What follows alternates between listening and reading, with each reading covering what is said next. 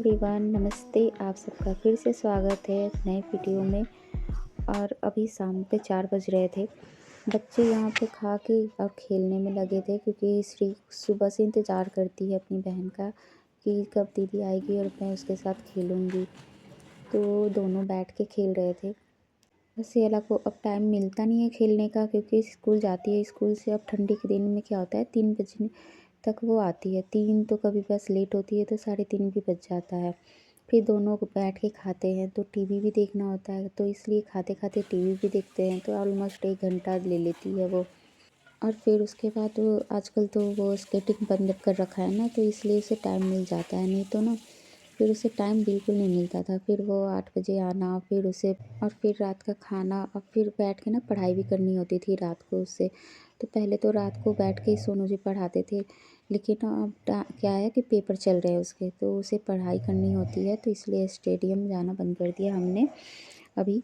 और ठंड भी बहुत बाहर पड़ती है, तो इससे बच्चों की तबीयत भी ख़राब रहती है, तो कभी श्री की तो कभी सियाला की, तो इसलिए वह भी बस, तो इसलिए इवनिंग टाइम में मैं पढ़ा देती हूँ कि इस टाइम मैं देख लेती हूँ कि जो होमवर्क मिला है वो कंप्लीट कर ले, फिर एक बार रिवाइज़ कर ले, क्योंकि एक-एक दिन बीच करके होता है ना पेपर, तो होमवर्क भी होते हैं।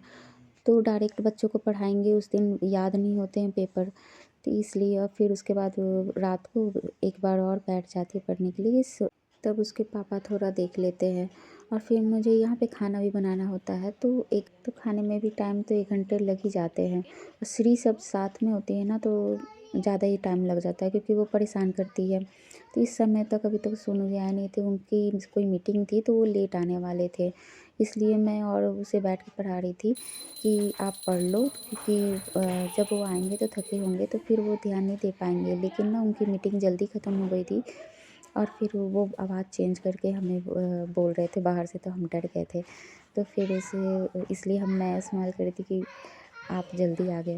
और यहाँ मैं दिया भी जला दी थी शाम का, और उसके बाद सब हँसने लगे थे कि कौन आ गया, डर गए थे कि, क्योंकि अलग आवाज़ निकाल रहे थे ना वो, तो इसलिए।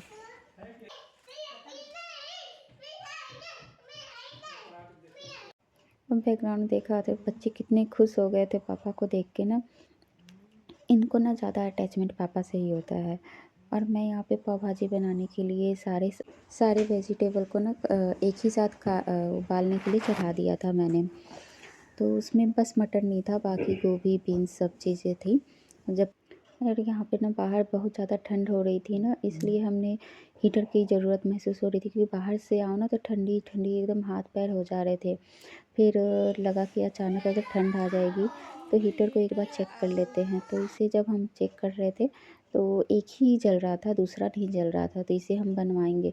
अगर हम ये ऐन वक़्त पे निकालते ना, तो फिर ये पता नहीं, एक जल रहा था तो वो भी ना जले, तो इसलिए चेक कर रहे थे कि अगर बनवाने की ज़रूरत है तो इसे बनवाने के लिए दे देंगे। लेकिन बच्चे तो पूरा सॉक्स खोल कर बैठ गए कि अब मैं हाथ मतलब सीखने के लिए, और देखो नीचे कुछ बिछा भी नहीं था, तुरंत बैठ गए। बस चेक हो रहा था।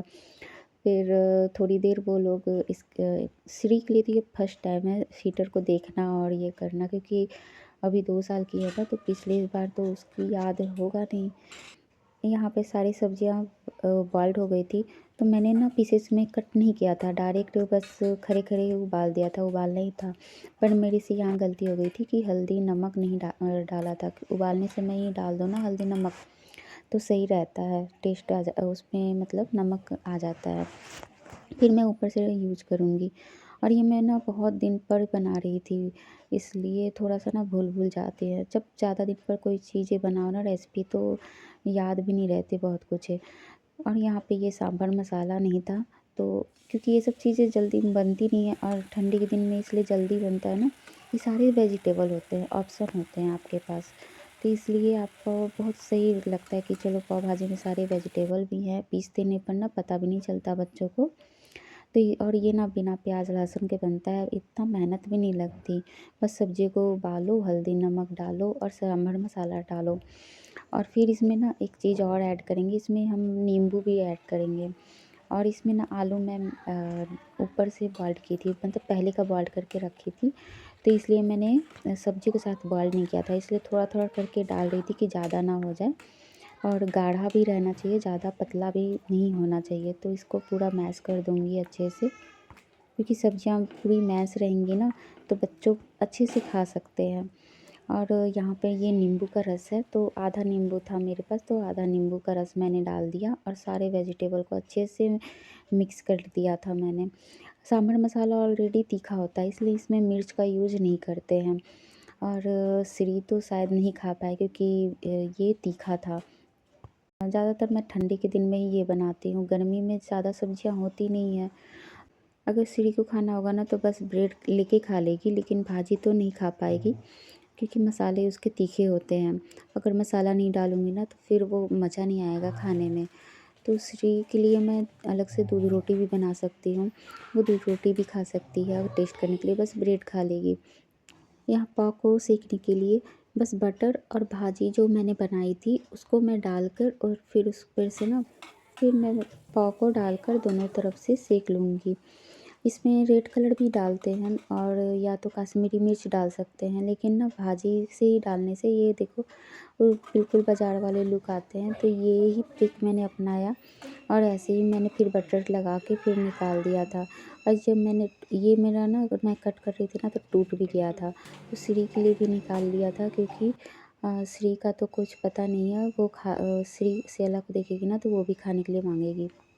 आपके घर में जब 2 बच्चे होते हैं ना तो एक साथ अगर आप खाना देते हो तो जल्दी से खाना भी सीखते हैं और दोनों इंजॉय भी करते हैं खाने को। रात को ब्रश करती हो श्री? हाँ। किस पे खड़ी हो, गिर जाओगी तो? और वाटर बोतल किधर रखती है अपना?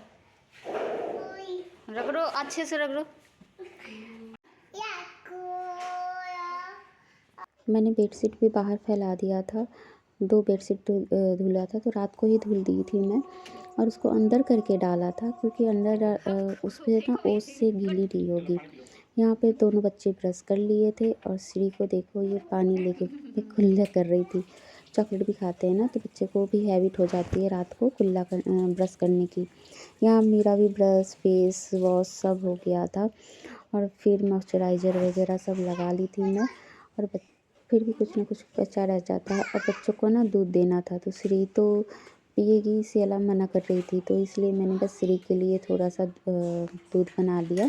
इसीलिए अब लेते हुए चले और किचन का काम ही अब यहीं पे स्टॉप कर देंगे हम, क्योंकि हम सोचते तो हैं कि अब काम ख़त्म, लेकिन कुछ ना कुछ काम तो रह ही जाता है। तो इसके साथ मेरा ब्लॉग यहीं पे एंड करती हूँ। मिलते हैं नेक्स्ट